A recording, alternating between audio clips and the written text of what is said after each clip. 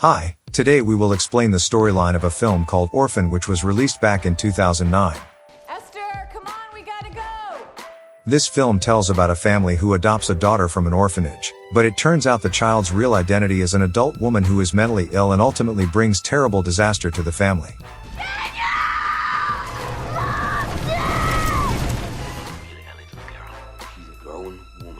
Here is the full storyline. Okay, this is our new student. Her name's Esther Coleman.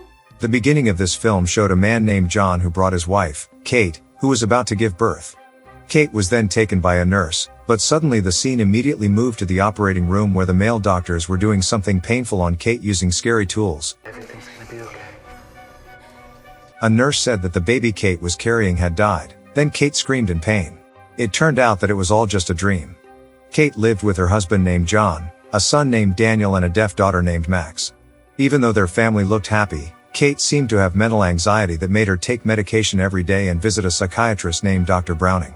One day, Kate told Dr. Browning about a bad dream she had. Kate assumed that it had something to do with her and John's plans to adopt a child. Kate felt that she was not ready to adopt a child, but after talking to John again, she confidently agreed to the plan. Kate and John then went to an all-girls orphanage to see the children there. They were greeted by Sister Abigail, who seemed pleased with their arrival. John's in the bathroom. Do you think he'll find us, or do you... While Kate was watching the children playing, John went outside to have a smoke, but he suddenly heard a voice singing. John followed the sound and found a girl named Esther drawing alone. John finally talked to Esther and looked amazed at her. Not long after Kate came, she and John were captivated by Esther painting and her good behavior. They were lost in the jungle, and Why aren't you down at the party? I've never really seen the point of it. Finally, they decided to adopt Esther. Very mature for her age, and she's very well met. A few weeks later, Esther was brought to their house. She was introduced to her other children and also John's mother named Barbara. That's precious. It's a pleasure to meet you. Max seemed very happy with Esther, while Daniel didn't seem to like her. Why does she dress like that? Esther's life in the house began. She seemed very familiar with Max, but some strange things started to emerge from her. Esther liked to wear clothes that were too flashy and locked the bathroom when taking a shower. As a small child, it was considered strange to lock the bathroom in her own house. Sweetheart, this isn't really a school dress. Kate, who was tidying Esther's clothes, also found a Bible that looked shabby with a man's photo inside. Fearing that Esther would see it, Kate quickly put it away. Even though Kate saw Esther as a little strange, she tried to keep loving her. She taught Esther to play the piano, then took her to see her favorite white rose, which was the symbol of her third child who had died. Esther seemed to show her sadness and Kate really appreciated it. However, it turned out that Esther's oddities were even worse. One day at school, Esther was bullied by her classmate named Brenda. Esther's Bible was thrown all over the place, and when Brenda was about to remove the ribbon around Esther's neck, she screamed hysterically. Is this a Bible? The next odd thing happened when Kate and John were making out in the kitchen. At that time they were very surprised because Esther had been watching them for quite a while. When Kate tried to talk about it with Esther, she instead said things that a child should not say. Kate finally started talking about Esther's strangeness to John, but John didn't seem too bothered by that. I want to express it. I know, they fuck. Is she saying it to my face? What is she saying when we're not? One day John invited Esther and Max to play in the park. Esther noticed a woman named Joyce approaching John and talked to him intimately. When John wasn't paying attention, Esther went to approach Brenda, who was also there. Then Esther pushed her off the slide and broke her leg. Soldiering on without me? It's not the same. The incident was actually seen by Max. When Kate and John asked Esther about Brenda, she said she didn't do it, and Max said in sign language that Brenda just slipped. Kate saw the strangeness of Esther. We're just playing, I swear. At that time Esther played the piano very well, so she had been pretending that she could not play the piano. Kate again talked about this to John, but again John defended Esther and made excuses for her actions. Kofsky, without a mistake, she's been lying to me. Can't get jealous of every woman that I talk to. The conversation turned into a debate when Kate said Esther told her about John talking intimately with Joyce. They then argued and talked about each other's mistakes. Esther, who heard their argument, smiled happily. Wanted to fuck somebody else. You put our child... It's only been 2 years since you told me. One day, Sister Abigail visited Kate's house and talked about Esther. She said that when something dangerous happened, Esther was always there. John looked in disbelief that it was all Esther's fault, while Kate felt suspicious. Sister Abigail said she would ask about Esther's past at her old orphanage in Russia. You never had any trouble with her. I didn't. I'm afraid I may have made a mistake. Esther overheard Sister Abigail talking and planned something. She tricked Max into helping her. I checked into it further. It was arson. They then searched John's room to find the keys to Daniel's treehouse. Previously, Daniel's treehouse was locked by John because Daniel spoke harshly to Esther. Max managed to find the key, but Esther also found a safe containing a gun. After that, Esther took Max outside. They waited in the street that Sister Abigail would pass. As the car approached, Esther pushed Max into the middle of the road and startled Sister Abigail and sent her car sliding to the side of the road. When Sister Abigail came down, Esther hit her with a hammer.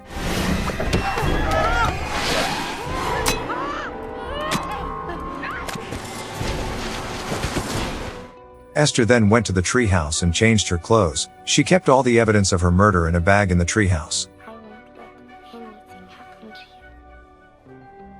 One day, Kate and John took Esther to Dr. Browning, but the psychiatrist was tricked by Esther and instead mentioned things that cornered Kate. The relationship between Kate and John was increasingly tenuous. That's not true at all. I've done everything, right?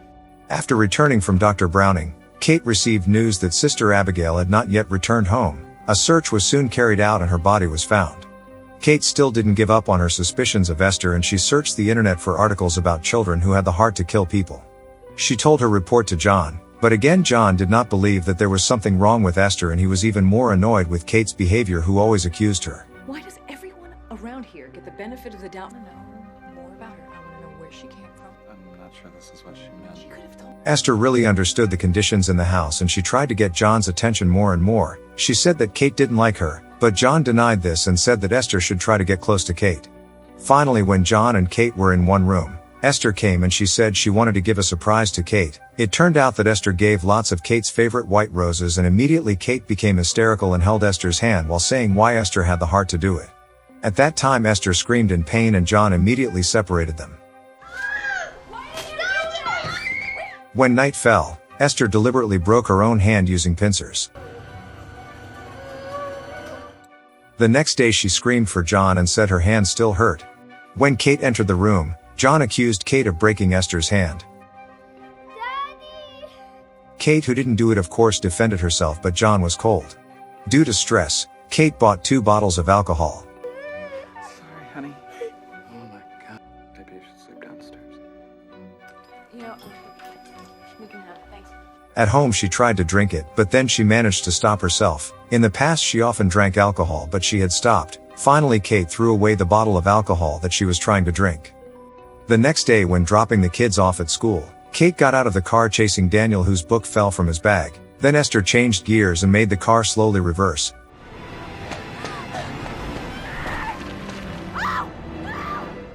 Fortunately, the car only hit a snowdrift and Max was not injured. The scene switched to Dr. Browning. There, Kate and John were consulting Dr. Browning about what happened. Kate again said that it was Esther, but Dr. Browning and John didn't believe it. Apart from that, Max, who was the victim, also said that it was not Esther who was the culprit. Kate persisted and said that Max always covered up Esther's mistakes. John then showed a bottle of alcohol belonging to Kate and said that the accident was because Kate was drunk. Kate tried to defend herself but was completely unsuccessful. John found out about the alcohol from Esther, which made Kate even more convinced that Esther was the mastermind behind all the chaos that existed. At home, Daniel asked Max what really happened about the car accident. Max confirmed that Esther was the culprit, but she didn't want to tell their parents. Max then showed the pictures to Daniel. The pictures showed all the crimes that Esther committed, including when she killed Sister Abigail. Max also told Daniel that the evidence for her murder was in the treehouse. Daniel then said that he would take the evidence and make everyone believe that Esther was a criminal. Unbeknownst to them, it turned out that Esther was listening to Daniel's plan from behind the door. That's Sister Abigail? Kate did not stop to find out the truth of Esther. She vowed to protect her children. She then looked for the Bible that she had found in Esther's room. After finding it, Kate checked the Bible and she saw many adult male photos in it, and on the back of the Bible there was the word Sarn Institute. How could you not know anything about her? The Sullivans could have... At that time, Kate immediately found out about that place and called it. She managed to connect to it, but the person who picked up the phone was speaking Russian. Not long after, a person who spoke English came. Kate admitted that she wanted to ask about her adopted child who used to live there, but that person said that Sarn Institute was not an orphanage. but a mental hospital. Kate then sent photos of Esther to Sarn Institute to check Esther's past. Institute is not an orphanage, it is a mental hospital. At the same time, Daniel, who tried to retrieve evidence from the tree house, was trapped by Esther. There Esther confessed to killing Sister Abigail, and she brought out all the evidence that she was hiding, but after that she poured gasoline and set it on fire. Are you looking for this? Are you crazy? Esther quickly got out of the tree house and locked Daniel inside. Daniel screamed for his mother and tried to avoid the fire, but the tree house had collapsed and Daniel fell unconscious.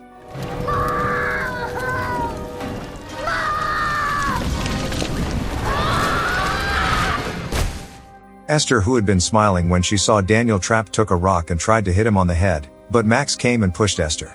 Kate, who began to see the fire growing, immediately ran from the house to that place. Okay, you're gonna be all right. They were now in the hospital. A doctor said that Daniel could survive. Kate asked John to talk and told him that Esther did not come from an orphanage but a mental hospital, but John, who was stubborn, still couldn't believe it. While they were talking, Esther went into Daniel's room and smothered him. Max, who was worried about Daniel, immediately ran to meet his mother and tried to tell her something. At that moment, the doctor and nurse ran into Daniel's room and said that Daniel had heart failure. School records, medical records. I'm halfway around the world. Got a pulse. Kate immediately got angry and ran to slap Esther. She screamed hysterically and everyone there tried to separate them. Finally, she was given a sedative injection and lost consciousness. When she grew conscious, she was lying in a room. Kate immediately asked Daniel and John said he would be fine. John also said she had to rest there for a few days, while he and the children would go home. At home, John, who looked stressed, drank alcohol and fell asleep on the sofa. When he woke up, he saw Esther beside him wearing sexy clothes and makeup. Esther then tried to seduce him, but John became angry and told Esther to go to her room. Esther ran to her room and cried. Just stop talking and go upstairs. Go to your rooms. At the same time, Kate got a call from an unknown number. When she picked up, it turned out to be from Dr. Varava from Sarn Institute. The man explained that Esther was not a 9-year-old child but a 33-year-old woman who had mental illness and was very wild. Esther had a rare hormone disorder that made her stunted like a child. He also told the fate of the family that Esther had visited. All the families were killed and the house was burned. When Dr. Varava heard that Esther was at home with her husband and children, he told Kate to call her husband and told him to leave the house immediately and take his child. There is no way Glamour was born in 1976. Violent. He killed 7 people that we know of. After hearing that, Kate immediately called John, but he never picked up. She then rushed home to her house driving a car while trying to call John all the time. Meanwhile at home, Esther, who had been crying, now turned angry and raged in her room. John, who heard the commotion, went straight to Esther's room, but she was not there. I need the police. We have an intruder in our home. John then came out and turned off the light in Esther's room, but before leaving, he saw a spot of light. Now he clearly saw Esther's paintings, which were very different from the original. When it's light, the paintings that she made looked beautiful and funny, but when it was dark, her paintings were very scary. As soon as John came out of there, the electricity in the house went out. Everything went dark. In the darkness, Esther stabbed John in the back with a knife until he fell. Esther stabbed him several times again until John did not move. The murder was apparently seen by Max, who immediately ran away and hid. Shortly thereafter, Kate came by crashing her car into her house while Esther went to get the gun that was in John's room. Kate was very sad when she saw her husband had died, but she quickly got up to save Max. Kate walked in the dark to find Max running away from Esther.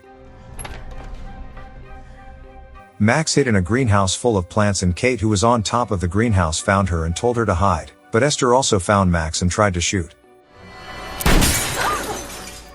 Kate shattered the glass and threw herself onto Esther and knocked her out. Max approached Kate, who was also unconscious, and shook her body. Finally, she got up and took the gun from Esther. Kate had previously called 911 and now she quickly took Max out of the house, but apparently Esther was still alive and chased them. Kate and Esther then fought over the frozen lake. Max had the gun that Kate dropped and shot at them, but the shot hit the frozen lake and cracked it. Kate and Esther fell together and fought in the lake.